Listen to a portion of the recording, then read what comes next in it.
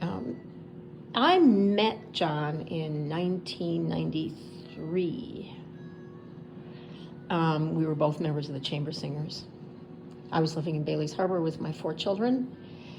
He was here, of course. But I had been to this gallery earlier, 79, 80, probably, no, Tim was born in 80, so it was after that, 82.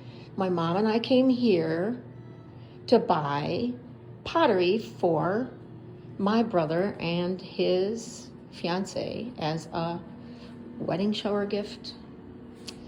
And we found some goblets and loved them and bought them. I don't remember what color they were. I don't remember what shape they were. I don't remember much. John wasn't in the gallery. He had somebody sitting in, as he did, so he could work at the wheel. And so we picked those goblets out, gave them to Dave and his fiancée Karen, and they loved them. But I didn't give this place much thought. It was kind of a one-off thing. I don't think I ever went north of Sister Bay, but then I say that and I remember there used to be a secondhand store a little north of here, and I found some really great things for my kids. A whole set of wooden blocks that somebody had actually made for their grandchildren that was in a great big wooden box on wheels. It was probably my best toy purchase for the kids. All shapes and sizes, they were remarkable. And, but other than that, I didn't really come up here very much. And it wasn't until I met John at the Chamber Singers, and I had a phone number of a mutual friend of ours, and that he needed, so I suggested that he call me up, and that's how we got started here. So we started dating, but John was 49 and feeling pretty uncomfortable about the words dating at his age. So we didn't date. We didn't date for a year. And then we started talking. And he said, why don't you just move here? Well, I'm a single parent of 4 children, and I felt like I had the responsibility to do the adult responsible thing, which was, we're not going to live together, I'm going to get married. And so, I told John that the only way we could live together is if we were married.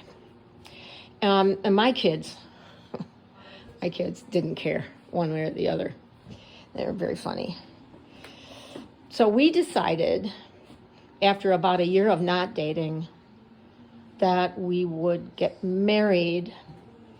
And then we did it really fast because we had a choice. We could either get married in May of 94 or wait until the end of the season. These are crocheted by my daughter, Vanya. End of the season. So, we decided that what would be the best was to remodel the basement here, which was just a storage area full to the ceiling with stuff that John had saved. And we could turn that into a couple of bedrooms and a family room, and mostly a TV room for the kids so they could hang out downstairs and have freedom. And we could hang up upstairs and be adults. And that didn't work out. As many parents find out, kids want to be where the adults are, where their parents are. At least ours did. So John and I talked, and we figured out when we get married. And we get married in May before the season really got busy. And so we announced it to the kids one evening. John came over for dinner. I was still milking cows at the time.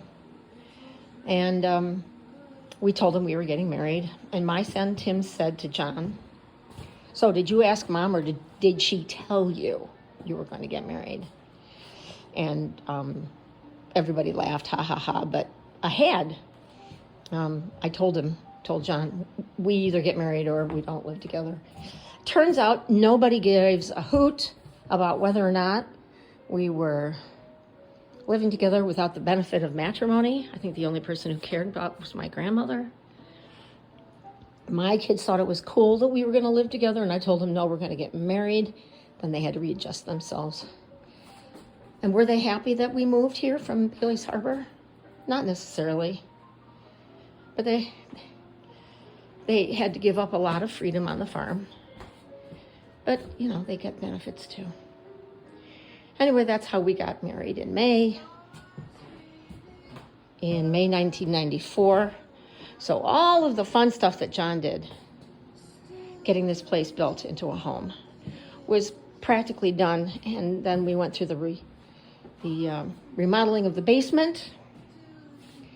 And the kids moved in just in time to go to school in the fall. Up until a week before school started, everybody was sleeping in the living room or in a spare room. So it was quite an upheaval. But we figured it out. We lived through it. And that's how I ended up here with my 4 kids. And how John ended up being a really great step-parent for 4 children. And that's our story. At least one chapter of it.